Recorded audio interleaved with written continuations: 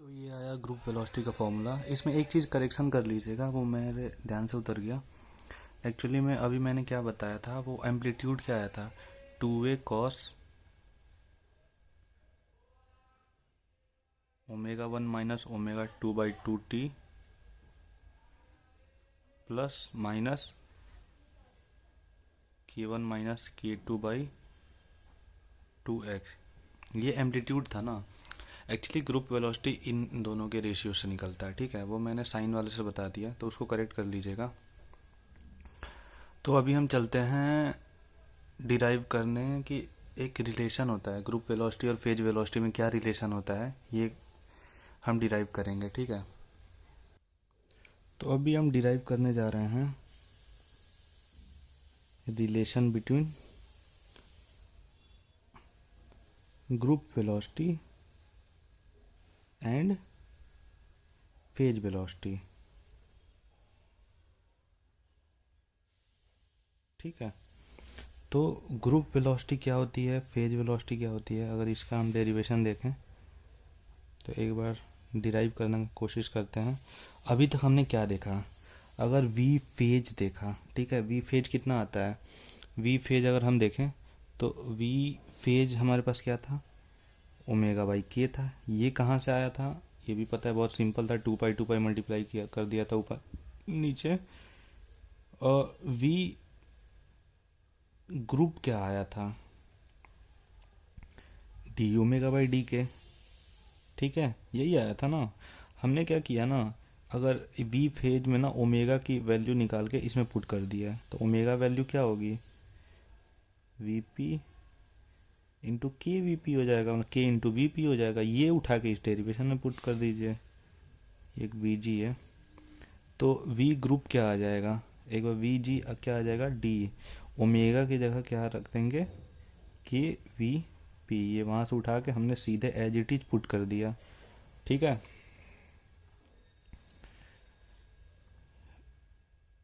अब हमने क्या करेंगे ना इसमें, मतलब डिफरेंशिएट करना विथ रिस्पेक्ट टू के, तो के भी वेरिएबल है, वीपी भी वेरिएबल है। तो हम यहाँ वो मल्टीप्लिकेशन वाला रूल लगाएंगे कि पहले वाले का डिफरेंशिएशन दूसरा वाला कांस्टेंट, फिर दूसरे वाले का डिफरेंशिएशन पहला वाला कांस्टेंट।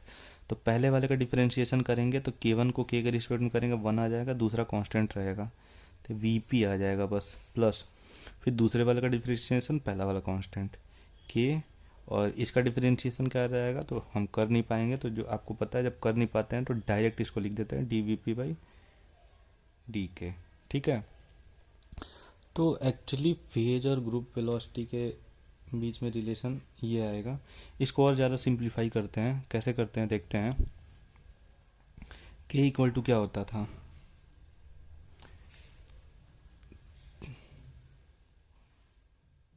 अगर हम वी देखें तो के इक्वल टू क्या होता था, पहले तो वीपी एज इट इज रहेगा, प्लस के इक्वल टू 2π/λ, ठीक है, dVp/d।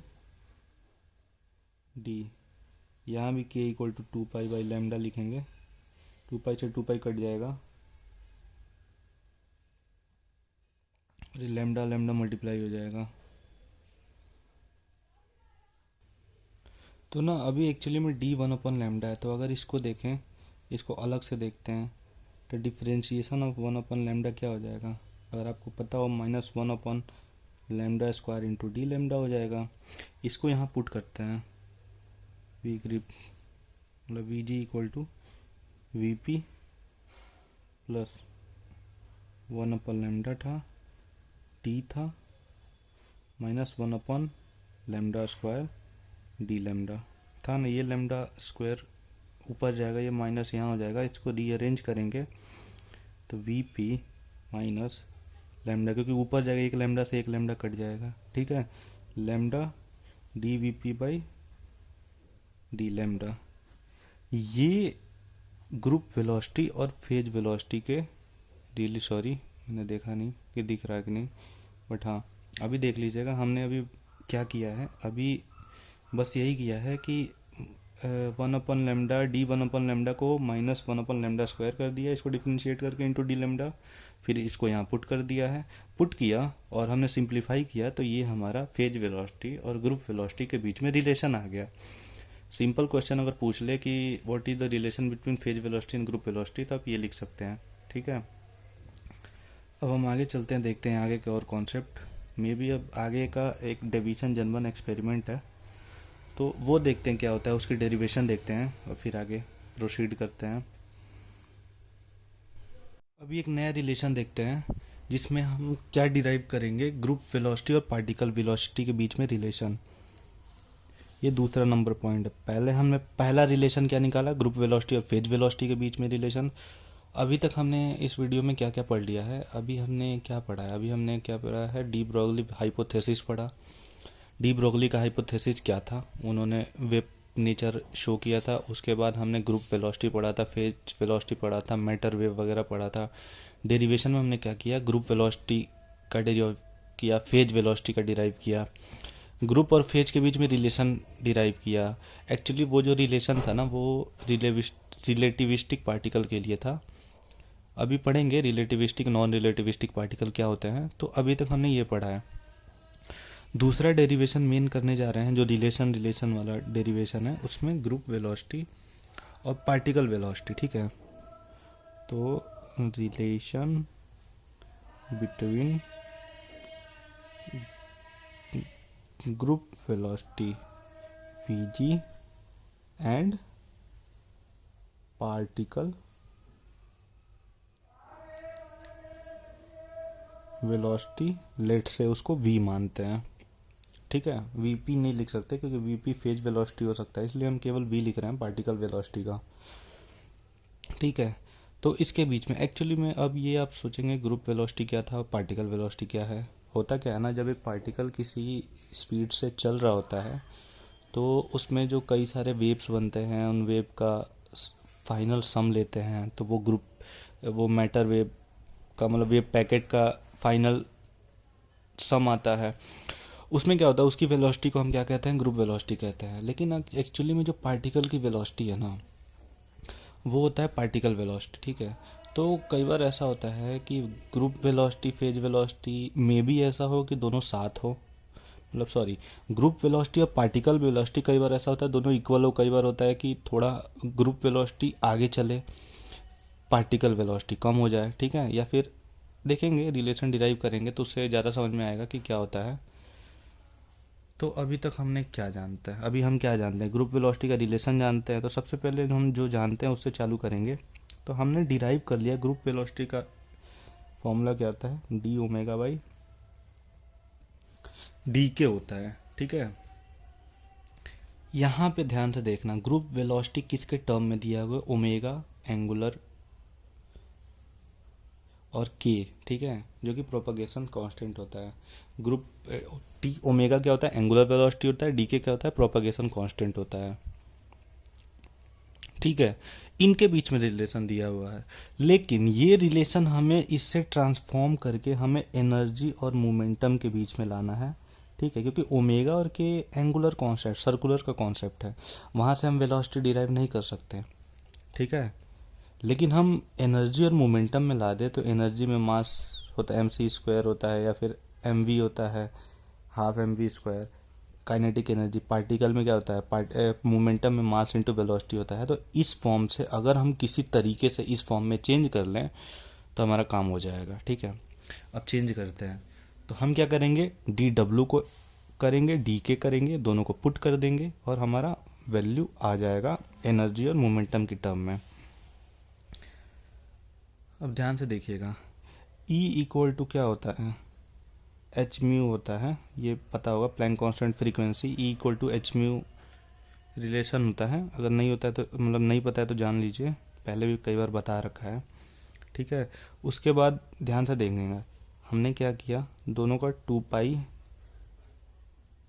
और 2 पाई ऊपर नीचे मल्टीप्लाई कर दिया। ठीक है, अब ध्यान से देखना, h/2 पाई को हम h क्रॉस बोल रहे हैं। ठीक है, इसको मैं h क्रॉस बोलूंगा अभी से। ठीक है, h/2 पाई एक टर्म है जिसको h क्रॉस बोलते हैं, बुक में भी ऐसे ही डिराइव होती है, जिसको h क्रॉस बोलते हैं। अब v2 पाई ये क्या होगा, पहले भी बताया था, ये ओमेगा होगा, 2 पाई इंटू म्यू होता है। ठीक है, ओमेगा हो गया। अब E equal to H cross upon H cross into omega, अगर ओमेगा की वैल्यू देखें तो ई अपॉन एच क्रॉस। तो ध्यान से देखिएगा, ये ओमेगा की वैल्यू एनर्जी के टर्म में आ गई, यही हमें चाहिए था। सेम डी के का भी थोड़ा कुछ जुगाड़ करते हैं कि वो भी एनर्जी के टर्म में आ जाए, ठीक है। तो के इक्वल टू हम जानते हैं क्या होता है, 2 पाई/λ। ये तो भाई बेसिक सा फॉर्मूला है जो कि पहले मैंने कई बार यूज किया है। अब एक और चीज़ है, अब इस लैम्डा को मोमेंटम में कैसे कन्वर्ट करेंगे, तो हमारे पास according to de Broglie wavelength.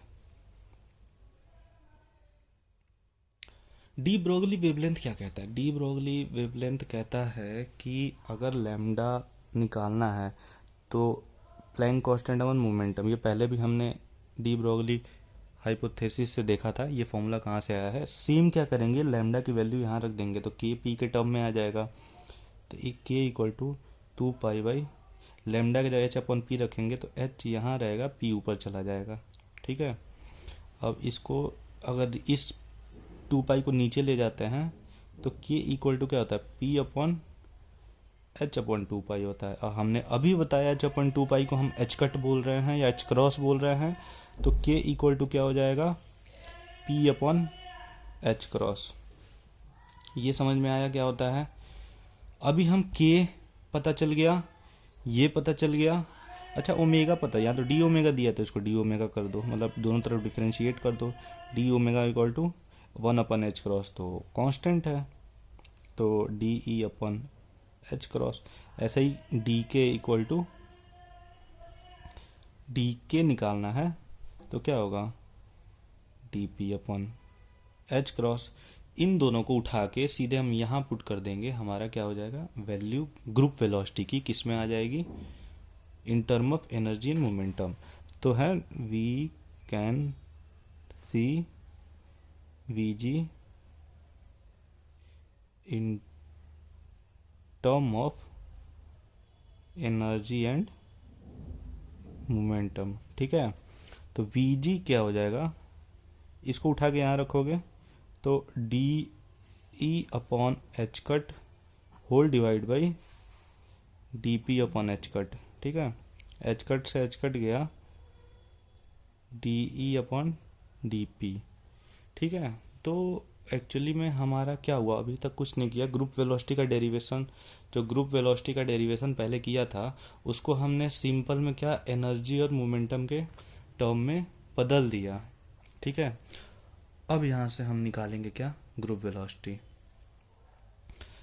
यहाँ पे ग्रुप वेलोसिटी जो होती है ना और पार्टिकल वेलोसिटी में रिलेशन आएगा, तो ध्यान देने वाली बात यह है ना कि ग्रुप वेलोसिटी और पार्टिकल वेलोसिटी का रिलेशन दो तरीके से आता है। तो पहले वो पढ़ते हैं, दो तरीके क्या होता है। तो पहला केस होता है ना, केस 1, यहीं पे आप डेफिनेशन भी समझ जाएंगे कि पहले देखते हैं for non relativistic particle, relativistic particle के लिए क्या मतलब होता है नॉन रिलेटिविस्टिक पार्टिकल। एक्चुअली में देखो, जब पार्टिकल की वेलोसिटी अगर नॉर्मल स्पीड पे चल रही है तो वो नॉन रिलेटिव बोलते हैं, ठीक है। तो उस पर हम क्या करते हैं, सिंपल मैकेनिक्स लगाते हैं, ठीक है। लेकिन जब वो पार्टिकल का स्पीड अगर स्पीड ऑफ लाइट से ट्रेवल करती है तो वो रिलेटिविस्टिक पार्टिकल बन जाता है, ठीक है।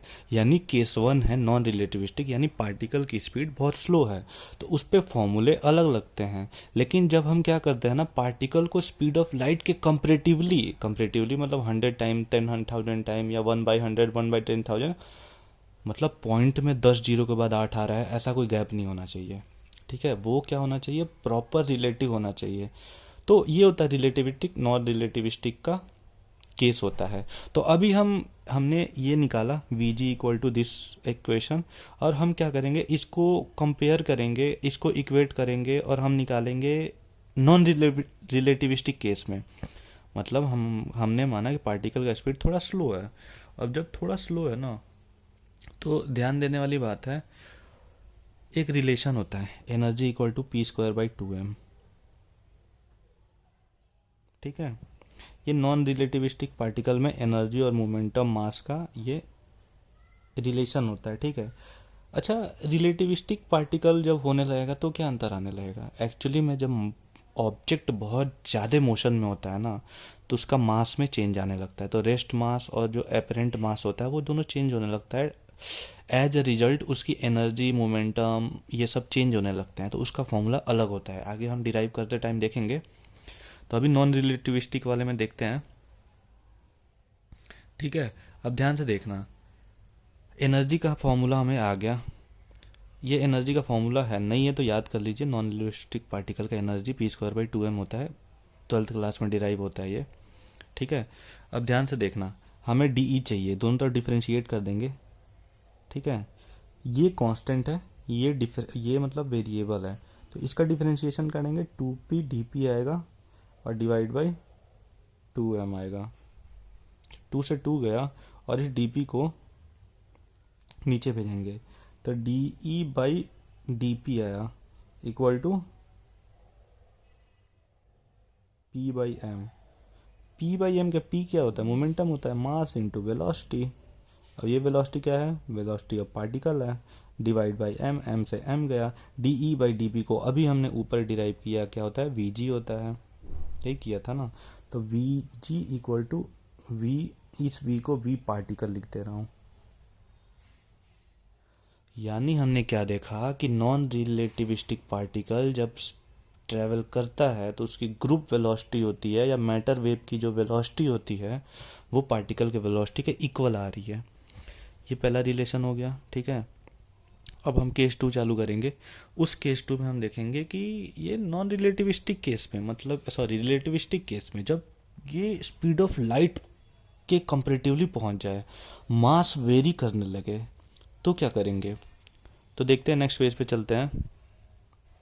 तो केस 2 देखते हैं। केस 2, ये केस 2 क्या करेंगे? हम क्या करेंगे, ये रिलेटिविस्टिक पार्टिकल के लिए करेंगे। क्या करेंगे? For relativistic particle. एक्चुअली मैं जो इस पूरे सिलेबस में डिक्टेट करके पढ़ाने वाला है वो मैं कोशिश करता हूँ डिक्टेट कर दूँ, इतना टाइम किसी के पास नहीं होता। बट ये सारे डेरिवेशन ऐसे होते हैं ना, इन डेरिवेशन को जब तक तुम कॉपी पेन पे लिख के समझ के ट्राई ना करो, समझ में नहीं आएगा, ठीक है।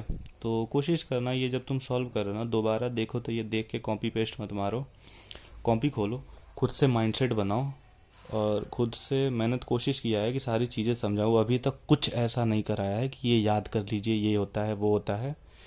अगर जो याद करने वाले इक्का दुक्का फॉर्मूले भी हैं वो 12th क्लास में डिराइव होते हैं। इतना मेरे पास टाइम भी नहीं है कि आपको वो डिराइव करके दिखाऊं।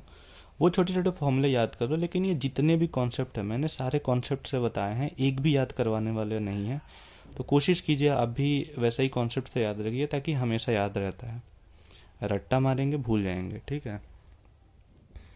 तो अभी चलते हैं नॉन रिलेटिविस्टिक पार्टिकल के लिए। तो उसमें ध्यान से देखिएगा, उसमें एनर्जी का रिलेशन क्या होता है? E equal to √p²c² plus m0² c⁴, ठीक है। ये क्या होता है?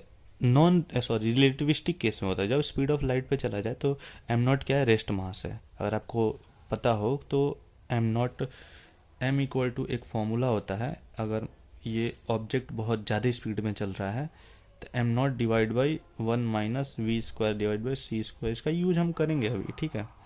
ये फॉर्मूला होता है, तो इसमें m0 होता है। m0 यानी पहले चलने से पहले ऑब्जेक्ट का मास क्या था, उसके बाद वेलोसिटी स्पीड ऑफ लाइट के इक्वल थी। तो ये अगर बहुत ज़्यादा बड़ा होगा, ये दोनों थोड़ा छोटा हो जाएगा, ठीक है। ये मतलब कि जैसे ये अगर देखो, जैसे नॉर्मल केस में ये वेलोसिटी जीरो होती है, जीरो के पास होती है, ये जीरो हो जाता है, ये 1 हो जाता है, m और m0 इक्वल हो जाता है। लेकिन जब ये वेलोसिटी का बहुत बड़ा हो जाता है ना, ये वेलोसिटी, ये कुछ वैल्यू आने लगता है, और 1 से छोटा होगा तो कुछ वैल्यू आएगा, रूट से निकलेगा और छोटा होगा। ओवरऑल ये मास छोटे से डिवाइड करेंगे तो मास बढ़ जाता है, ठीक है।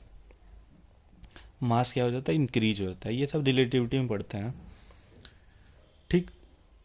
अब ध्यान से देखना, ये समझ में आ गया, ये एनर्जी की इक्वेशन है, बस ये वाली याद रख लो। ये कहाँ से आया, क्यों आया, नहीं जानना है, क्योंकि इसकी बहुत बड़ी डेरिवेशन होती है, इसको डिराइव नहीं करेंगे। ये बस नॉन रिलेटिविस्टिक पार्टिकल के लिए एनर्जी का इक्वेशन ये है। अगर आपको देखना है यूट्यूब पे डालिएगा, किसी ना किसी का लेक्चर आ ही जाएगा अगर आपके पास टाइम है तो।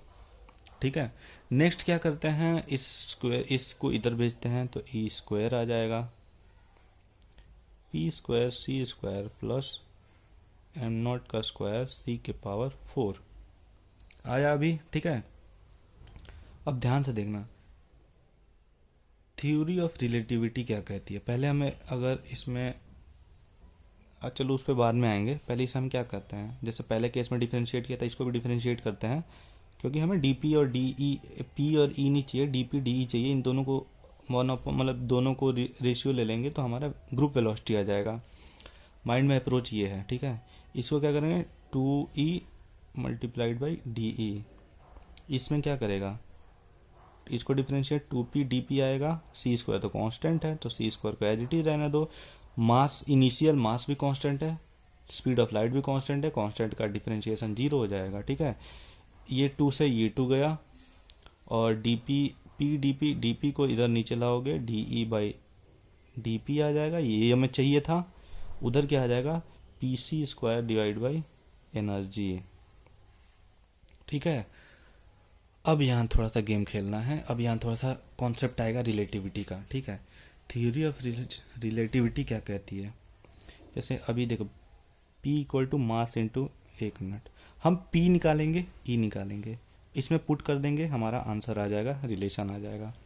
ठीक है, P क्या होता है, momentum mass into velocity, velocity of particle. अब यहाँ देखना, स्पीड ऑफ लाइट से ट्रैवल करने में तो वेलोसिटी ऑफ पार्टिकल तो चलो ठीक है, पार्टिकल, लेकिन मास वेरी होगा। कैसे वेरी होगा, इस इक्वेशन की मदद से, इस इक्वेशन की मदद से वेरी होगा। देखते हैं कैसे वेरी होता है। तो पार्टिकल की वेलोसिटी ध्यान से देखेंगे कैसे क्या हुआ, m क्या हो जाएगा, m नॉट v लिखता हूँ divide by 1 minus V square divide by C square. ठीक है, ये आया p की वैल्यू। और सेम अगर हम निकालते हैं एनर्जी क्या होता है, एनर्जी क्या होता है, आइंस्टाइन इक्वेशन के equal to M C square है।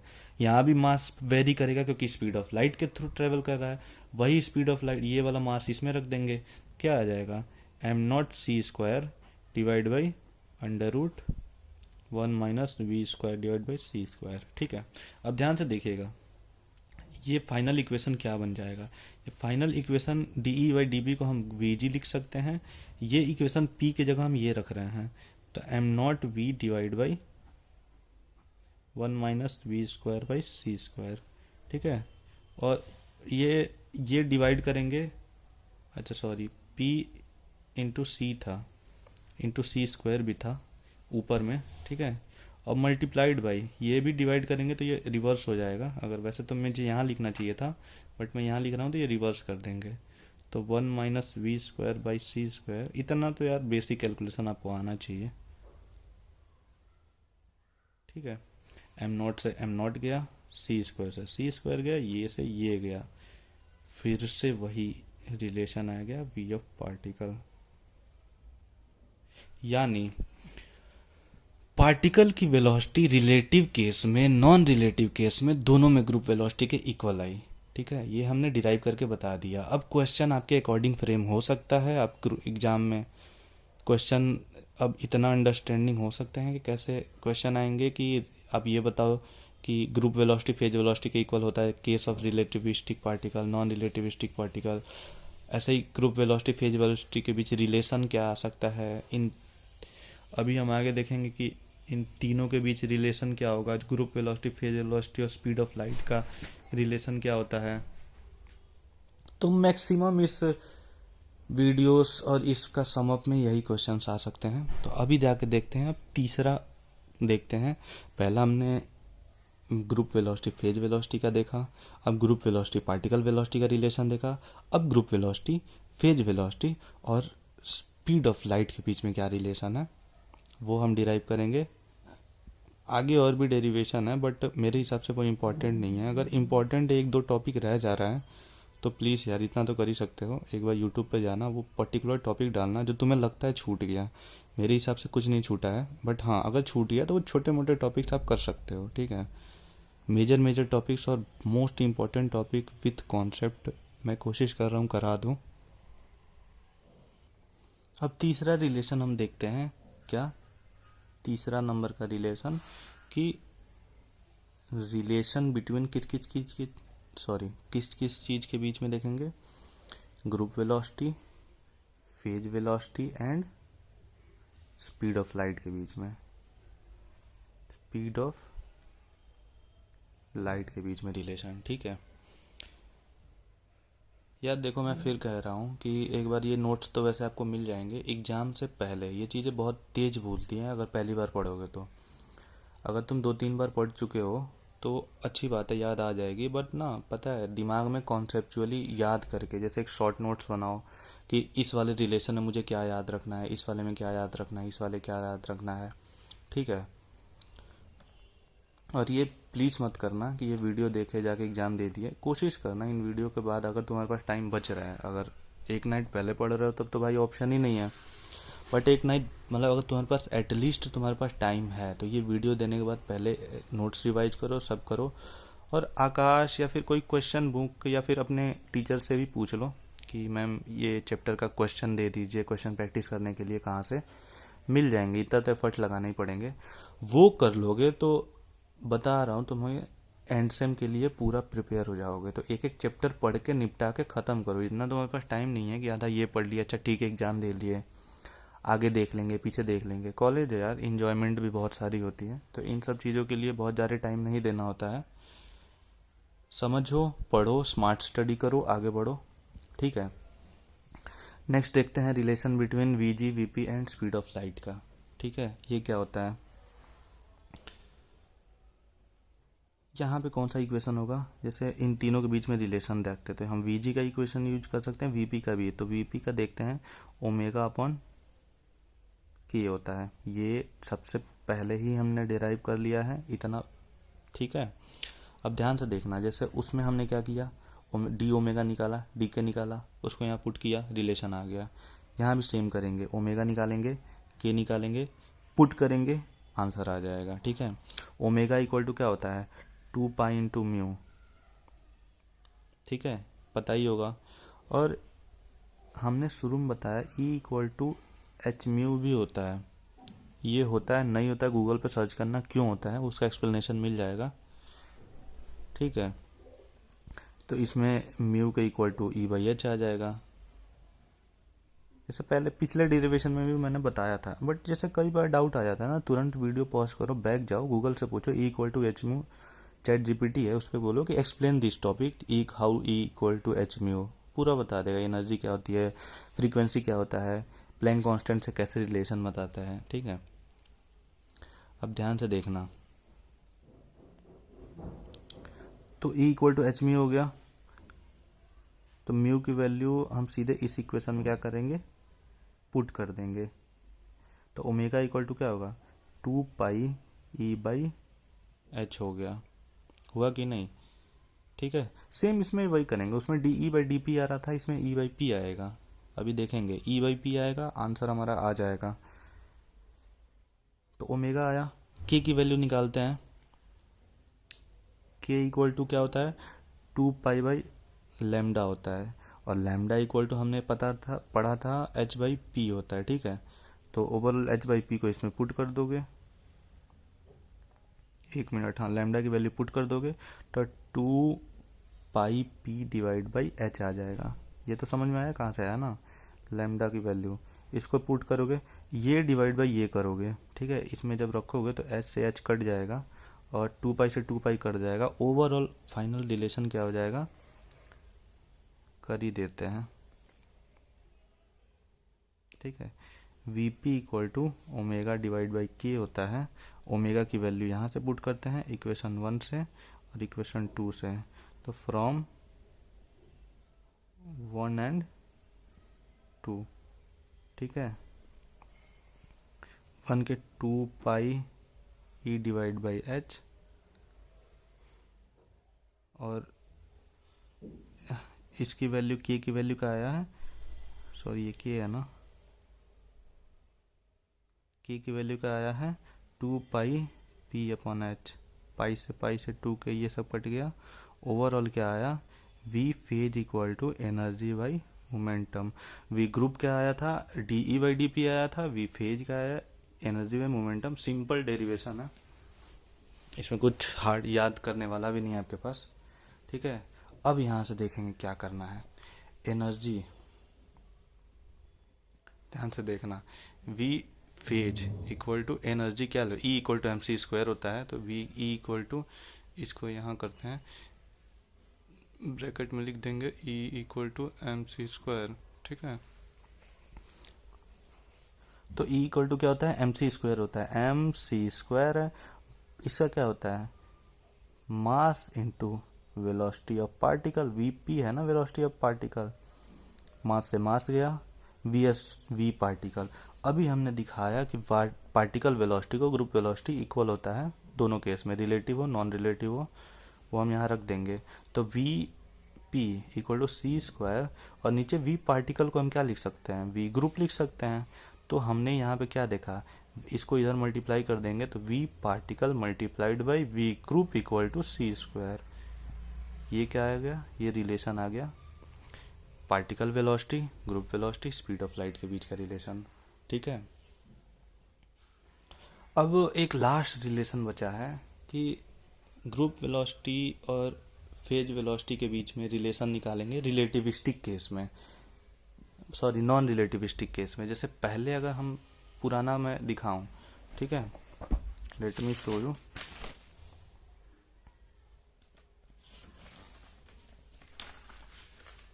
देखो ये वाला जो आया था ना, ये रिलेटिविस्टिक केस में था, ये रिलेशन आया था, ये रिलेटिविस्टिक केस में करके निकाला था। अब एक मैं डिराइव करने जा रहा हूँ फॉर्मूला, वो क्या है, नॉन रिलेटिविस्टिक केस में है। मतलब कि जब पार्टिकल नॉन रिलेटिव चल रहा है तब फेज वेलोसिटी और ग्रुप वेलोसिटी में क्या अंतर आता है, ठीक है। उसमें कुछ थोड़ा सा अलग आएगा, देखते हैं कैसे आता है। तो अब ध्यान से देखना, relation between group velocity and VPH for non relativistic particle, ठीक है। अब ध्यान से देखना इसमें कैसे निकालेंगे। जैसे अकॉर्डिंग टू स्टार्टिंग टॉपिक ही है de Broglie hypothesis, de Broglie hypothesis, lambda equal to H by P होता है, ठीक है। तो और लैम्डा इक्वल टू क्या होता है, एच डिवाइड पी को मास इंटू वेलोसिटी लिख सकते हैं, और V particle velocity group velocity के इक्वल होता है।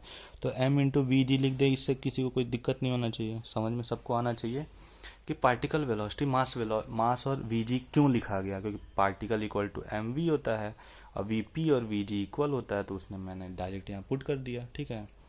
अब ध्यान से देखना, E इक्वल टू क्या होता है, हाफ एम वी स्क्वायर होता है, वी पार्टिकल। तो वी पार्टिकल या वी जी लिखूँ कोई दिक्कत नहीं होना चाहिए, यहाँ पे एक बार लिख भी दे रहा हूँ, V particle equal to V G, क्योंकि पहले हम जान चुके हैं जब हम ये डिराइव कर रहे हैं, वी जी का स्क्वायर हो जाएगा।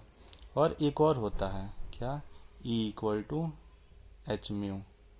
इन दोनों को इक्वेट कर देंगे, क्या करेंगे, इन दोनों को इक्वेट कर देंगे, या फिर एक मिनट, ये म्यू इक्वल टू क्या लिख सकते हैं, ई बाई एच लिख सकते हैं, ठीक है। अब ध्यान से देखना, म्यू की वैल्यू यहाँ आ गई, इस म्यू की वैल्यू इसमें पुट कर देंगे, मतलब इस म्यू की वैल्यू में ई एनर्जी की वैल्यू पुट कर देंगे, क्योंकि एनर्जी तो हमने निकाल रखी है। इसको जब यहाँ पुट करोगे तो म्यू की वैल्यू क्या आ जाएगी, म्यू की value M V G square divide by 2h आएगी। यहाँ तक समझ में आया, इसमें बहुत ज़्यादा मैथमेटिक्स भी नहीं है, इतना तो समझ ही सकते हैं। अब हम ध्यान से देखेंगे क्या होता है। फेज वेलोसिटी अगर हम निकालें, फेज वेलोसिटी, तो पीछे के जाएं तो सबसे पहले हमने क्या लिखा था, mu equal to V into lambda होता है, लैम्डा डिस्टेंस है और ये म्यू क्या है, ये वी पी है, पी एच है। वी म्यू क्या है, टाइम पीरियड है, जैसे speed equal to distance upon time होता है, और हाँ तो टाइम को क्या लिख सकते हैं, इंटू 1 टाइम को आप फ्रीक्वेंसी में लिख सकते हैं, 1/t को फ्रीक्वेंसी म्यू, द डिस्टेंस और म्यू स्पीड, स्पीड ये रहा, डिस्टेंस लैम्डा रहा, वी म्यू ये रहा। तो ये तो पता ही चल गया वो कहाँ से आया है। अब ध्यान से देखना, इसमें सब सारी वैल्यूज पुट कर देंगे। वी पी को म्यू की वैल्यू क्या था, M V G square divide by 2h, और लैम्डा की वैल्यू हम जैसे पता है, लैम्डा क्या होता है, sorry multiply, lambda equal to H by P होता है। डी ब्रोगली हाइपोथेसिस पहले ही बताया, lambda equal to H by P होता है। तो H by M V G लिख देंगे, क्योंकि particle velocity group velocity equal होती है। इससे ये गया, इससे ये गया, एक वीजी से एक वीजी गया, वी पार्टिकल क्या आया, वी फेज क्या आया, ग्रुप वेलोसिटी बाई 2। यहाँ पे हमने क्या देखा, सॉरी, वी पार्टिकल क्या आया, ग्रुप वेलोसिटी डिवाइड बाई 2। तो यहाँ पे हमने देखा कि नॉन रिलेटिविस्टिक पार्टिकल के लिए फेज वेलोसिटी आ रहा है वो ग्रुप वेलोसिटी के आधा आ रहा है। तो यहाँ लिख लेंगे फॉर, या मैं लिख ही लेता हूँ फिर बोलता हूँ। तो फेज वेलोसिटी ग्रुप वेलोसिटी के आधा है, ये नॉन रिलेटिविस्टिक पार्टिकल के केस में था। ठीक है, तो अभी हम नेक्स्ट चलते हैं। अब फाइनल देखने जा रहे हैं डेविसन जर्मन एक्सपेरिमेंट क्या था। ठीक है, तो अभी तक जो हमने पढ़ा था डी ब्रोगली हाइपोथेसिस, वो एक थ्योरेटिकल कॉन्सेप्ट था, उन्होंने एक थ्योरी बनाई थी। ठीक है, उस थ्योरी का एक्सपेरिमेंटल प्रूफ देता है डेविसन एंड जर्मन एक्सपेरिमेंट। ठीक है, डेविसन एंड जर्मन साइंटिस्ट थे जिन्होंने अप्रॉक्स इस हाइपोथेसिस के 2-3 साल बाद ही अपना एक्सपेरिमेंटल प्रूफ दे दिया कि डी ब्रोगली गलत नहीं कह रहे थे, हर एक पार्टिकल के साथ एक वेव एसोसिएट होता है। तो अभी देखते हैं। तो एक्चुअली मैं जैसे कि अगर मैं रोड मैप बताऊं कि कैसे तुम्हें करना है, तो अगर तुम्हारे पास आ जाए de Broglie sorry Davisson Germer experiment, तुम्हें लिखना क्या क्या है, तो तुम्हें पहले सबसे पहले एक्सपेरिमेंट को एक्सप्लेन करना है कि एक्चुअली में एक्सपेरिमेंट है क्या, अभी आगे पढ़ेंगे। उसके बाद उसका फिगर बनाना है, क्या करना है, फिगर बनाना है। उसके बाद उस फिगर को एक्सप्लेन करना है, फिर उसके बाद क्या करना है, ग्राफ बनाना है। जब ग्राफ बन जाए,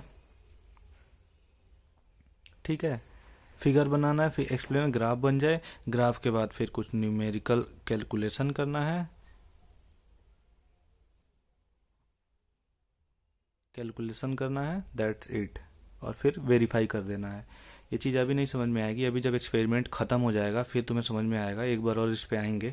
तो अभी देखते हैं पहले डेविसन जर्मन एक्सपेरिमेंट क्या था। ठीक है, अब ध्यान से देखते हैं डेविसन जर्मन एक्सपेरिमेंट।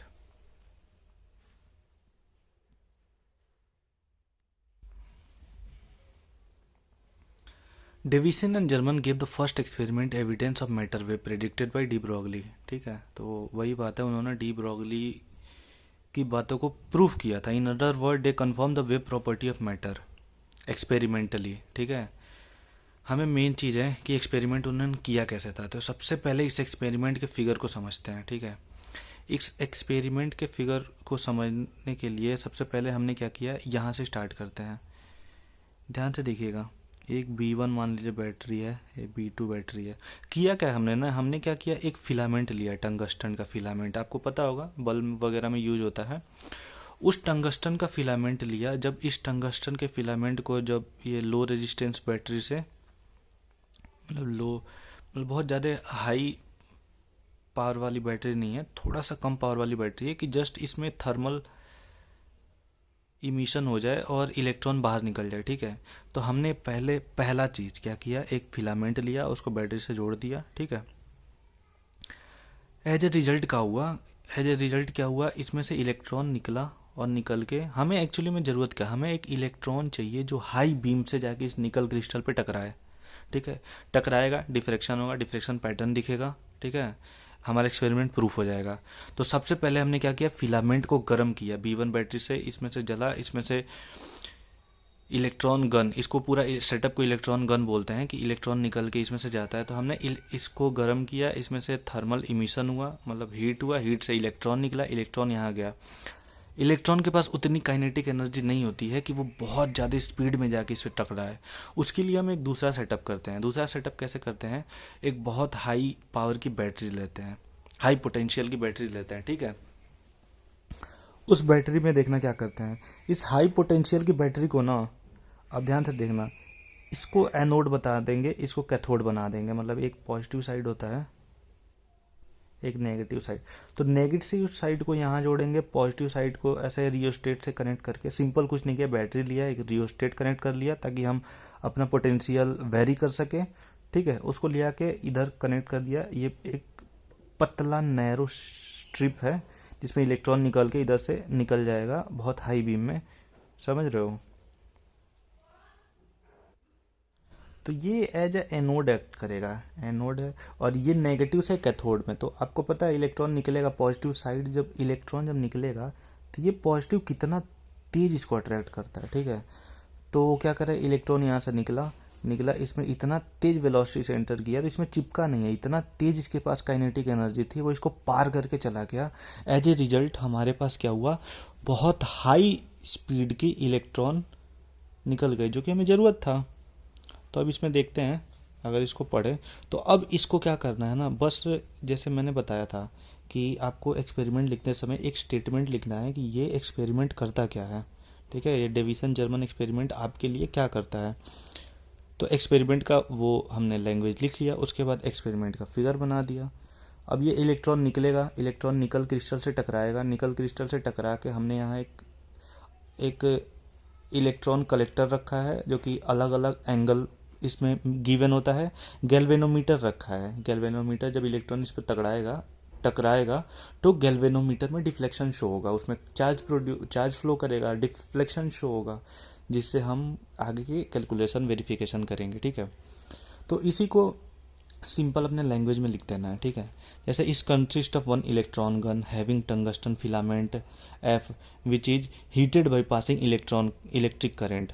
वही बात है, इसमें इलेक्ट्रिक करंट को पास, बहुत ज़्यादा हार्ड एंड फास्ट नियम नहीं होता, यही लिखना होता है। जो चीज़ समझा फिगर बनाओ, जो चीज़ समझा उसको लैंग्वेज में उतार लो, उसको बोलते हैं एक्सपेरिमेंटल सेटअप। ये तो मैंने जस्ट एग्जाम्पल के लिए ये थोड़ा सा लिख दिया है कि आप कैसे लिखोगे, ठीक है। तो due to the thermal emission से क्या हुआ, emitted by the filament electron are emitted, electron emit हुआ और इलेक्ट्रॉन एक्सीलरेट किया under the suitable potential different पाया, इसने एक्सीलरेट किया, जाके निकल क्रिस्टल पे टकराया। आप फिर आगे लिख देना, निकल क्रिस्टल से टकराने के बाद हमारे पास इलेक्ट्रॉन कलेक्टर पे आया जहाँ की गैल्वेनोमीटर रखा था। वो गैल्वेनोमीटर ने क्या किया, इस पे एक डिफ्लेक्शन शो किया, जिससे हमारे क्या हुआ, कुछ करंट प्रोड्यूस हुआ। आगे देखते हैं कैसे फिर एक्सपेरिमेंट हमारा हुआ। ये लिखा बाय हाई टेंशन बैटरी, तो उसी का अगला पार्ट है।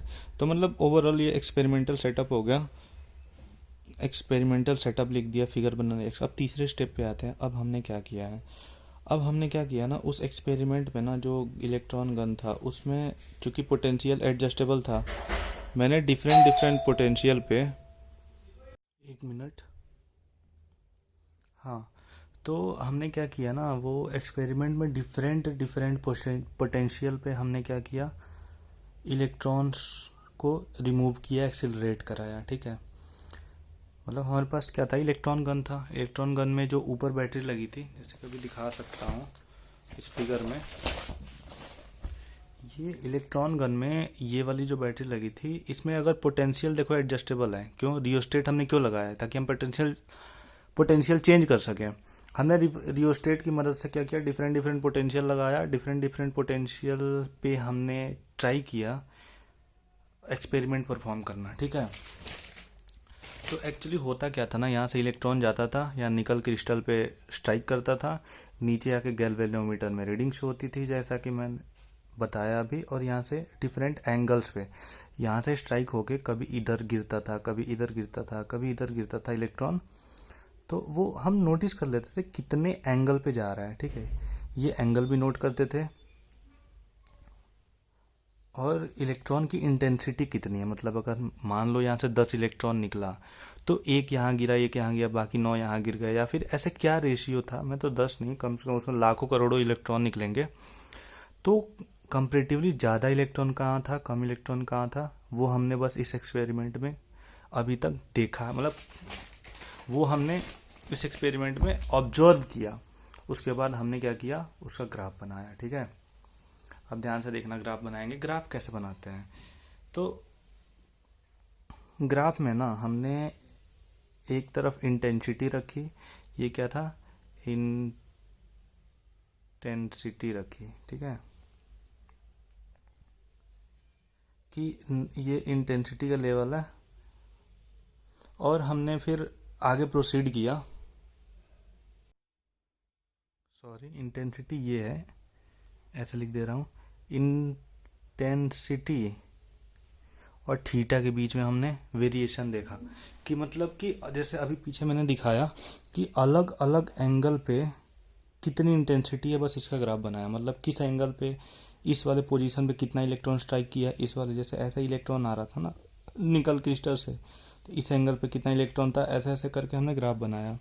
44 वोल्ट पे बनाया तो ग्राफ कुछ ऐसे बना, और ये यहाँ पे थोड़ा सा पीक आया। ठीक है, यानी एक यहाँ पे हमने पीक देखा कि मतलब यहाँ सबसे ज़्यादा इलेक्ट्रॉन गिर रहे थे।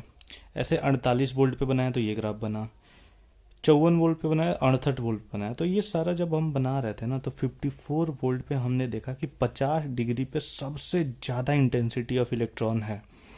ठीक है, क्या है, सबसे ज़्यादा इंटेंसिटी ऑफ इलेक्ट्रॉन किस पे है, 54 वोल्ट पे है। तो उस एक्सपेरिमेंट में हमने इंटेंसिटी और थीटा के बीच में ग्राफ बनाया था।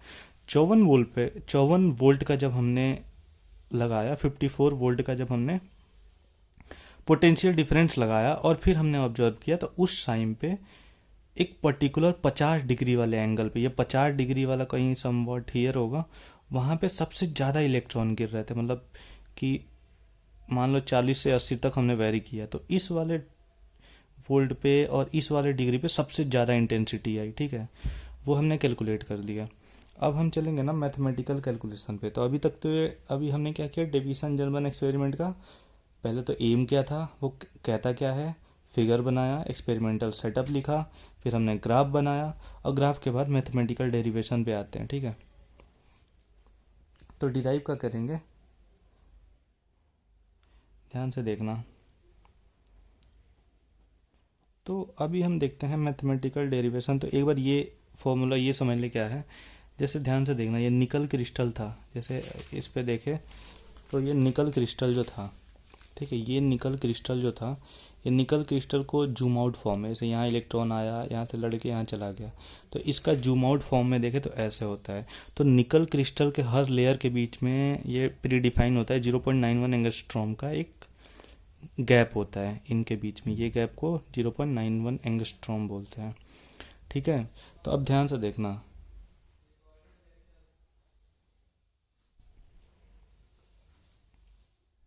हुआ क्या। अब हम according to de Broglie hypothesis देखें, इन्हीं को ना प्रूव करना था। आखिर में हम कर क्या रहे हैं, डी ब्रोगली हाइपोथेसिस को प्रूफ कर रहे हैं। अब प्रूफ कैसे होगा ये चीज़ देखना। Lambda equal to H upon P होता है, यही बताया था ना उन्होंने, एच अपॉन पी होता है। अगर काइनेटिक एनर्जी के फॉर्म में देखें तो एच अपॉन रूट 2 m होता है।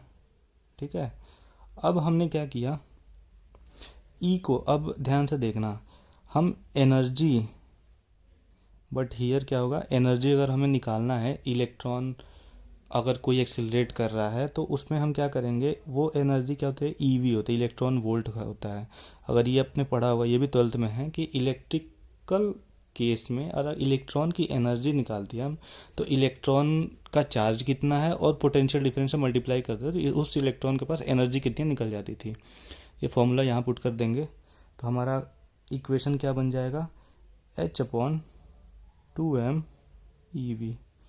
अब ध्यान से देखना, ये एच प्लैंक कांस्टेंट है, m मास ऑफ इलेक्ट्रॉन है, E चार्ज ऑफ इलेक्ट्रॉन है, V पोटेंशियल है, जो कि अभी हमने देखा 54 वोल्ट आई है। सारी वैल्यूज पुट कर देंगे, कुछ एक वैल्यू आएगी। ठीक है, तो एच प्लैंक कांस्टेंट की अगर वैल्यू मैं बताऊँ तो 6.6 अबाउट इंटू 10⁻, एक अप्रोक्सीमेट वैल्यू ही मैं बता रहा हूँ। चार्ज क्या होता है, 6.67 इंटू, एक मिनट, 6.6 अप्रॉक्स मल्टीप्लाई 10⁻19 कूलम। ठीक है, यही होता है ना चार्ज।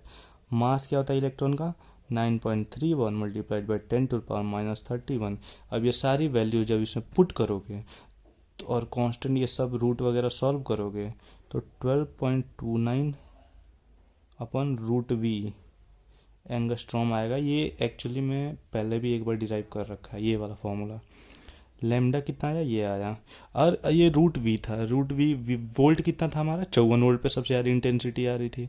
अब उसका वैल्यू रखा ना, तो ये लेमडा की वैल्यू कितनी आई 1.66 एंगस्ट्रॉम।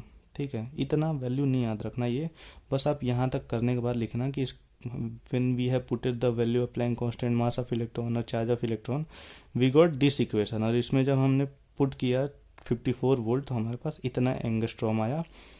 यानी अगर हम डी ब्रोगली के हिसाब से जाएं तो उनके हिसाब से जो वो वेवलेंथ, जिस वेवलेंथ की वो बात करते हैं, जिस वेव पैटर्न की वो बात करते हैं, उसका वेवलेंथ हमारा ये आया है।